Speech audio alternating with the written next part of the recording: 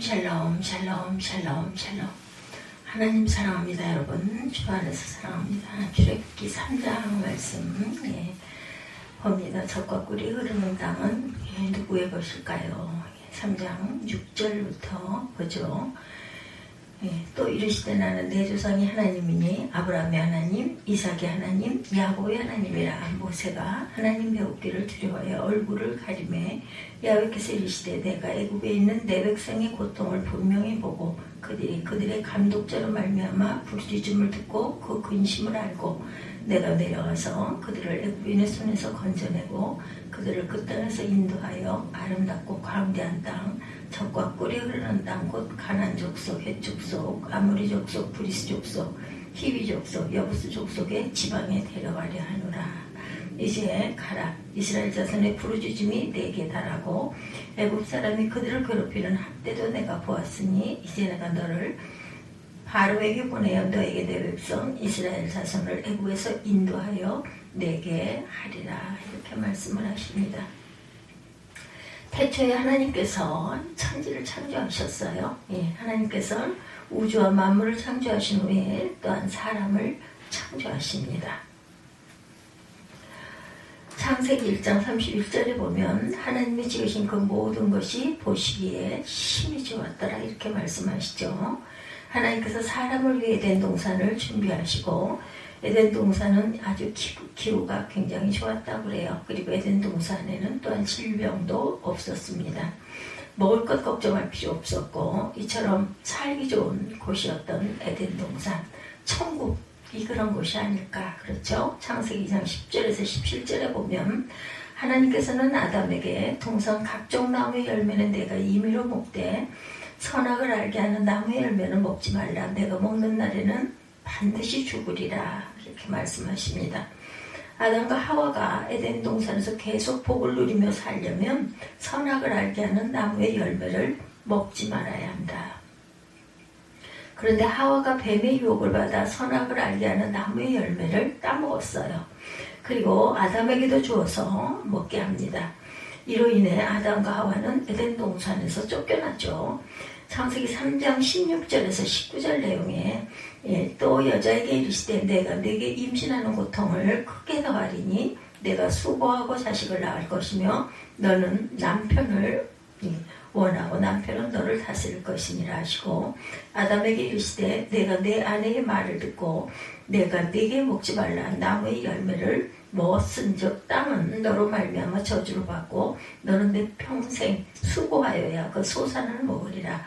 땅이 네게 가시덤불과 엉겅퀴를 낼 것이라. 내가 먹는 것은 밭의 채소인즉 내가 흙으로 돌아갈 때까지 얼굴에 땀을 흘려야 먹을 것을 먹으리니 내가 그것에서 취함을 얻음이라. 너는 흙이니 흙으로 돌아갈 것이니라 하시니라. 이렇게 기록되어 있습니다. 이때부터 비극이 시작이 되죠. 이후에 아담과 하와가 가인과 아벨을 낳습니다. 그런데 하나님께서 아벨과 그의 재물을 받으셨으나 가인과 그의 재물은 받지 않으셔요. 이것으로 인해서 가인이 아벨을 시기 질투하게 됩니다. 그러다 어느 날 가인이 아벨을 그만 죽여버리죠. 이 세상은 지옥처럼 되어가고 사람들은 시기와 질투를 하고 미워합니다. 죽이고 거짓말하고 또한 폭력을 사용하게 되었다는 것이죠. 세상은 점점 악해져 가고 죄악으로 가득하며 이 세상은 그리하여 멸망할 수밖에 없었다. 창세기 12장 1절에서 3절에 하나님께서는 아브라함에게 너는 너의 고향과 친척과 아버지의 집을 떠나 내가 네게 보여준 땅으로 가라. 내가 너로 큰 민족을 이루고 내게 복을 주어 내 이름을 창대하게 하리니 너는 복이 될지라. 너를 축복하는 자에게는 내가 복을 내리고 너를 저주하는 자에게는 내가 저주하리니 땅의 모든 족속이 너로 말미암아 복을 얻을 것이라. 이렇게 말씀합니다. 아브라함은 하나님의 말씀을 따라갑니다.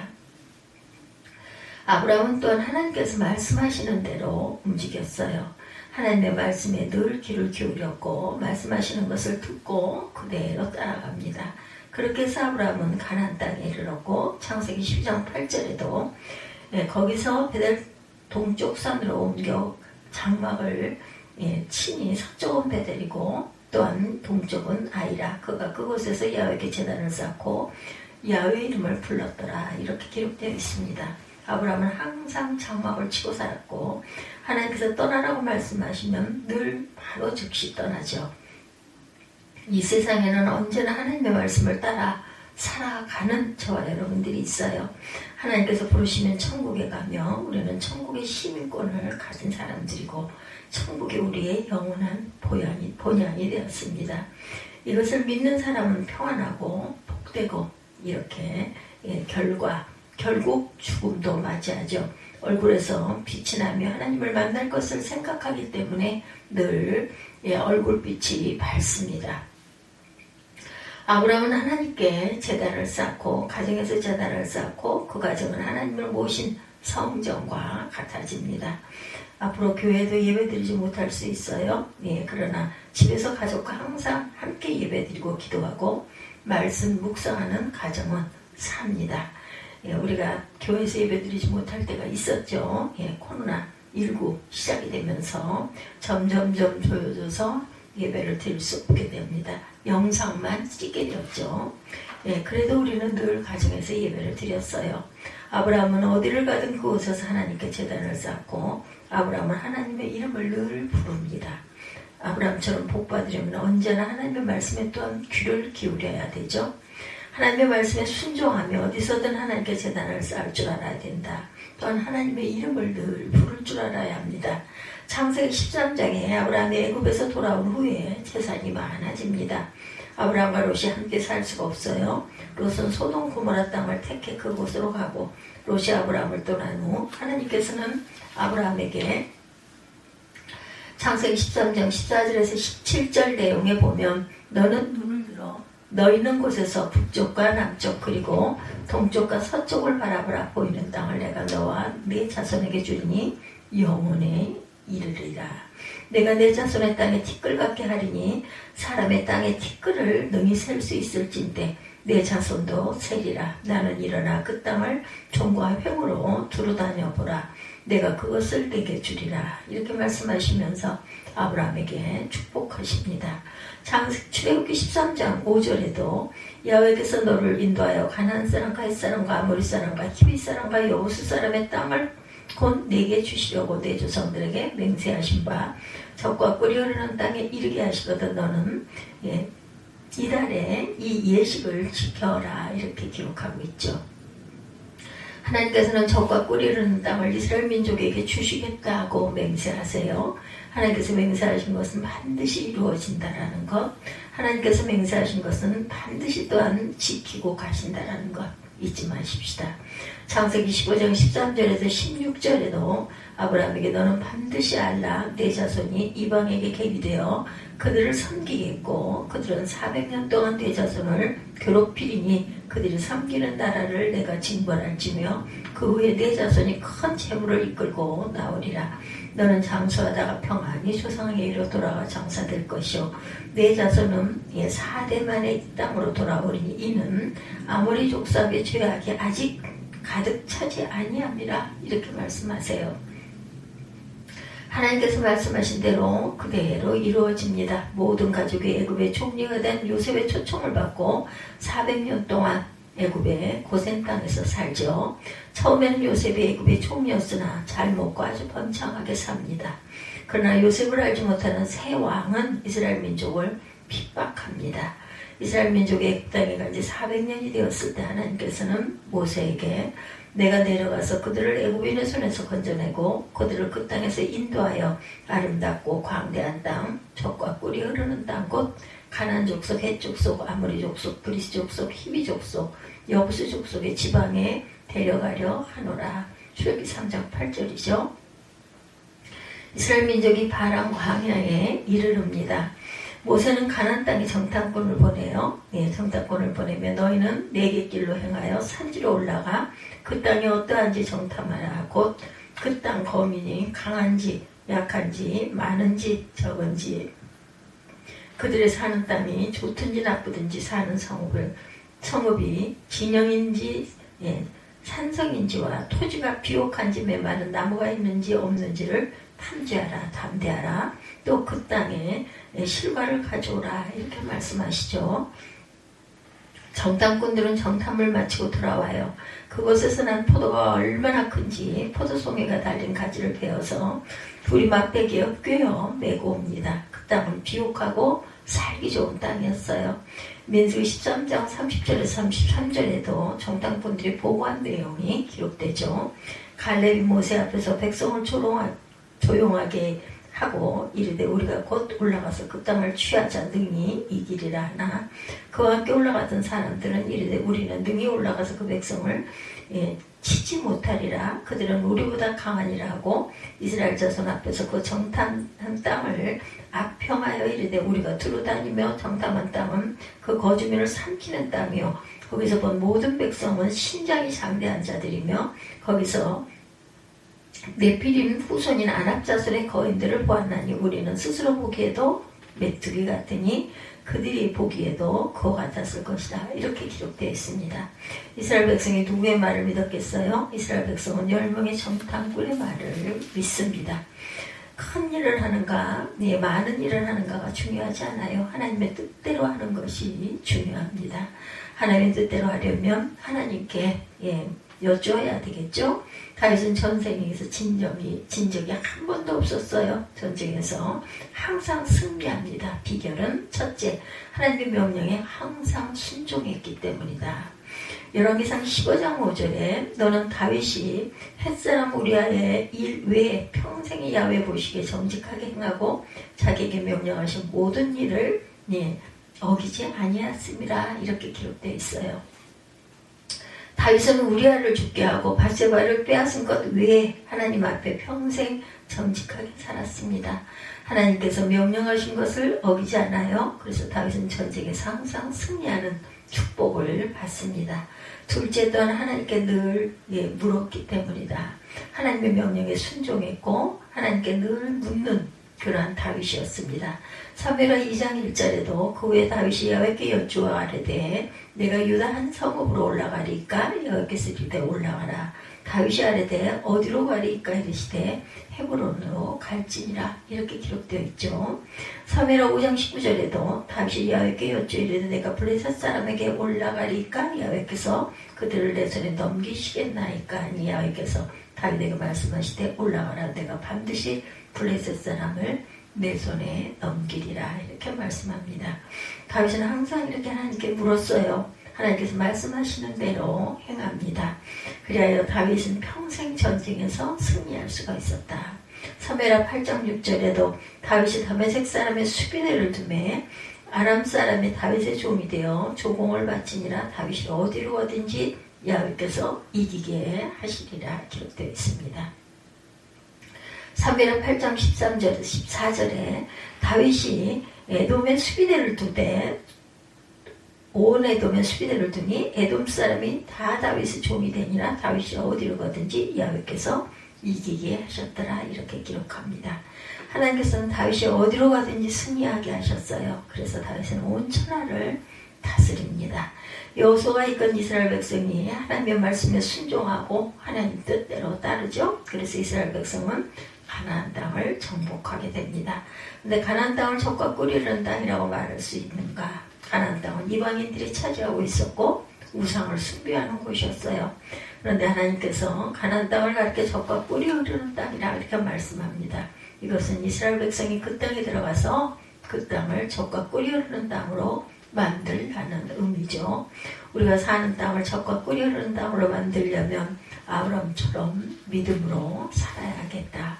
아브라함처럼 믿음으로 사는 사람은 하나님께서는 모든 민족 위에 뛰어나게 하십니다. 믿음으로 사는 사람은 들어와도 복을 받고 나가도 복을 받죠.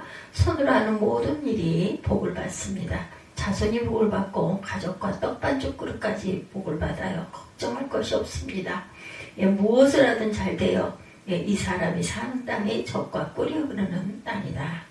이스라엘 백성은 가나안 땅에 살아요. 사사기 2장 15절에도 보면 백성의 여호수아가 사는 날 동안 여호수아 뒤에 생존한 장로들 곧 여호와께서 이스라엘을 위하여 행하신 모든 큰 일을 한 자들이 사는 날 동안에 여호와를 섬겼더라. 야훼 종 눈의 아들 여호수아가 110세의 죽음에 무리가 그 기업을 경내 에브라임 산지 가스산 북쪽에 담낫 헤레스에 장사하였고 그 세대의 사람들도 다 그 조상들에게 돌아갔고 그 후에 일어난 다른 세대는 야훼를 알지 못하여 야훼께서 이스라엘을 위하여 행하신 일도 알지 못하였더라. 이것이 바로 비극이에요. 알지 못했던 것. 우리는 신앙생활을 잘해도 우리의 다음 세대가 하나님을 믿지 못한다면 하나님을 알지 못하는 세대는 하나님을 떠날 수밖에 없습니다. 하나님을 알지 못하고 믿지 못하는 이스라엘 백성은 우상을 숭배하죠. 바알을 섬깁니다. 이로 인해 하나님께서 진노하시죠. 이스라엘 백성은 하나님을 알지 못했기 때문에 고통을 많이 겪어요. 하나님을 모르는 것이 비극이고 하나님을 알지 못하는 것으로 인해 모든 비극은 시작이 된다. 자녀가 하나님을 알지 못하는 것은 아무렇지도 않게 생각해서는 안 됩니다. 반드시 성령으로 거듭나야 해요. 어린이가 괜찮다고 절대 생각하지 마세요. 사무엘을 보면 아이를 위해서 늘 그 한나는 사무엘을 키우면서 그 아이를 위해서 늘 기도하죠. 그래서 사무엘은 훌륭한 선지자가 되었어요. 기도하며 아이를 양육해야 합니다. 말씀으로 또한 양육해야 해요. 하나님은 어떤 분이신가 아이에게 늘 가르쳐야 합니다. 아이가 세상 지식을 알기 전에 하나님을 알게 해야 하고 어렸을 때 하나님을 만나게 해야 합니다. 아이에게 기도를 늘 가르쳐야 합니다. 나이를 먹을수록 예수를 믿기 어렵죠. 죄가 많기 때문에 세상에 빠져 살다 보면 예수를 믿기 어려워요. 그러므로 어렸을 때 예수를 믿는 것이 좋습니다. 가나안 땅에 들어간 이스라엘 백성은 그곳을 적과 꿀이 흐르는 땅으로 만들 것이 아니라 그곳에서 우상을 섬겼어요. 이로 인해 그들은 여러 가지 어려움을 겪게 됩니다. 적과 꿀이 흐르는 땅으로 만들지 못하고 우상을 섬기는 장소로 만들어버리고 이렇게 많은 고통을 겪어요. 사사기 2장 16절에도 야훼께서 사사들을 세우사 노략자의 손에서 그들을 구원하게 하셨으나 이렇게 기록되어 있습니다. 하나님께서 이스라엘 백성을 불쌍히 여기시고 사사를 세우셔서 노략하는 사람들의 손에서 그들을 구원하십니다. 그런데 사사들이 있을 때는 이스라엘 백성에게 아무 문제가 없었는데 그만 사사가 죽고 나면 이스라엘 백성은 또 우상을 섬기겠죠. 이것이 계속 반복이 되죠. 예수님께서 재림하시면 예수님은 많은 이 땅을 다스릴 것이다. 이것이 바로 천년왕국이라고 얘기를 하죠. 우리가 깨닫는 것, 사사와 같은 좋은 지도자가 있다는 것이 복이며 다윗처럼 믿음 좋은 사람이 우리나라에 대통령이 되면 얼마나 좋겠는가. 한 나라의 지도자가 아주 중요합니다. 한 나라의 지도자가 악하고 타락해서 하나님을 알지 못하면 그것은 지도자 한 사람의 문제가 아니라 그로 인해 나라 전체가 저주를 받고 고통 속에 빠집니다. 그래서 우리는 늘 지도자들을 위해서 기도해야 되죠. 다윗처럼 믿음 좋은 사람이 나라의 지도자로 세워지도록 또 늘 기도해야 합니다. 유럽에 가보면 에덴 동산이 이렇겠다라고 생각할 만큼 아름다운 곳들이 많습니다. 우리나라에도 아름다운 곳이 많죠. 다 가보지 못해서 그래. 정말 아기자기하고 이렇게 쭉쭉 떨어져 있지 않고 조금 가면 거기에 굉장히 그 이름난 곳들이 있고 명소들이 있습니다. 이런 곳에서 살면 얼마나 좋을까 이런 생각을 하게 되죠. 그것은 적과 꿀이 흐르는 땅이 아닌 경치가 아름다워도 그곳에 사는 사람은 하나님을 떠난 사람들이라면 그곳은 아름다운 곳이 못 됩니다. 하나님을 버렸고 그곳에 사는 사람은 아브라함과 같은 믿음의 사람도 아니고 동성애를 또한 합법화하려고 합니다. 세계 곳곳에서 난리가 소문에 소문이 일어나죠. 재앙이 일어나고 있어요. 이것은 우연이 아닌 하나님의 진노다. 앞으로 더 큰 환란이 일어날 것이며 재앙이 있을 것이다. 사람이 그만큼 악하기 때문입니다. 타락했기 때문이죠. 마태복음 24장 29절에 31절에 예수께서 그날 환란 후에 즉시 해가 어두워지며 달이 빛을 내지 아니하며 별들이 하늘에서 떨어지며 하늘에 권능들이 흔들리리라. 그때 인자의 징조가 하늘에서 보이겠고 그때 땅의 모든 족속들이 통곡하며 그들이 인자가 구름을 타고 능력과 큰 영광으로 오는 것을 보리라. 그가 큰 나팔 소리와 함께 천사들을 보내리니 그들이 그의 택하신 자들을 하늘 이 끝에서 저 끝까지 사방에서 모으리라 이렇게 말씀해요. 환난이 있으에 예수께서 재림하신다고 예수께서 분명히 말씀하셨어요. 이 세상에 재앙이 일어나는 것을 보면 예수께서 오실 때가 가까워졌다는 것을 알아야 합니다. 예수님께서 재림하시면 심판이 있고 또한 예수께서는 이 세상을 또한 다스리며 이 땅은 그리스도의 나라가 될 것이다. 요한계시록 11장 15절에서 17절에 일곱째 천사가 나팔을 불 때 하늘에 큰 음성이 나서 이르되 세상 나라가 우리 주와 그의 그리스도의 나라가 되어 그가 세세토록 왕노릇 하시리라 하니 하나님 앞에서 자기 보좌에 앉아있던 24장로가 엎드려 얼굴을 땅에 대고 하나님께 경배하여 이르되 감사하옵나니 옛적에도 계셨고 지금도 계신 주 하나님 곧 전능하신 이여 친히 큰 권능을 잡으시고 왕노릇 하시도다 이렇게 기록하고 있어요. 하나님께서 세상을 심판하실 때는 시간이 그리 걸리지 않습니다. 심판은 한순간에 임한다. 계시록 18장 8절에서 10절에 그러므로 하루 동안에 그 재앙이 이르리니 곧 사망과 애통함과 흉년이라 그가 또한 불에 살라지리니 그를 심판하시는 주 하나님은 강하신 자이시니라. 그와 함께 음행하고 사치하던 땅의 왕들이 그가 불타는 연기를 보고 위하여 울고 가슴을 치며 그의 고통을 무서워하여 멀리 서서 이르되 화 있으리로다. 화 있도다. 큰 성 견고한 성 바벨론이여 한 그 시간에 내 심판이 이르렀다 하리로다 이렇게 기록되어 있습니다. 예수께서 재림하시면 예수께서는 이 땅을 이렇게 다스릴 것이다. 천년왕국이라고 말하죠. 계시록 20장 1절에서 6절에 또 내가 보매 천사가 무저갱이에 열쇠와 큰 쇠사슬을 그의 손에 가지고 하늘로부터 내려와 용을 잡으니 곧 옛뱀 마귀요 사단이나 잡아서 천년 동안 결박하여 무저경에 던져 넣어 잠그고 그 위에 임봉하여 천년이 차도록 다시는 만국을 미혹하지 못하게 하였는데 그 후에는 반드시 잠깐 노일이라. 또 내가 보좌들을 보니 거기에 앉은 자들이 있어 심판하는 권세를 받았더라. 또 내가 보니 예수를 증언함과 하나님의 말씀 때문에 목배임을 당한 자들의 영혼들과 짐승과 그의 우상에게 경배하지 아니하고 그들의 이마와 손에 그의 표를 받지 아니한 자들이 살아서 그리스도와 더불어 천년 동안 왕노릇하니 그 나머지 죽은 자들은 그 천년이 차기까지 살지 못하더라. 이는 첫째 부활이라. 이 첫째 부활에 참여하는 자들은 복이 있고 거룩하도다. 둘째 사망이 그들을 다스리는 권세가 없고 도리어 그들이 하나님과 그리스도의 제사장이 되어 천년 동안 그리스도와 더불어 왕노릇하리라 이렇게 기록되어 있습니다. 천년왕국에는 마귀가 없어요. 마귀가 없으면 악이 없어지겠죠. 예수께서 다스리는 천년왕국에는 사탄이 없습니다. 얼마나 살기 좋은 세상일까. 심판하는 권세를 받아 예수와 함께 심판하는 사람이 있습니다. 평소에 하나님을 위해 사는 사람은 천국에서 칭찬받는 것으로 끝나지 않아요. 예수님과 더불어 왕노릇하고 예수님과 함께 영광을 받을 것이다.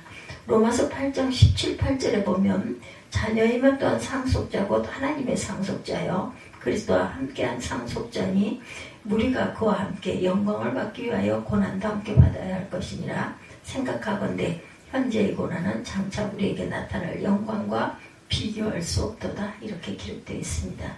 우리는 하나님의 자녀입니다. 하나님께서 예비하신 것을 모두 상속받아 누릴 것이며 뿐 아니라 예수님과 함께 영광을 받을 것이라 이렇게 성경에 기록하고 있습니다. 그러므로 우리는 주님과 복음을 위해 살고 고난은 고난으로 끝나지 않고 장차 받을 영광과 비교할 수 없다고 말씀하죠. 아브라함처럼 하나님의 말씀대로 살면 모든 복이 우리에게 임한다. 이 땅에서도 젖과 꿀이 흐르는 땅을 경험하며 살다 하나님의 나라에 갈 수가 있습니다. 날마다 천국을 맛보며 살아가시기 바라요. 오늘 사순 제 수요일입니다. 시작 날이죠.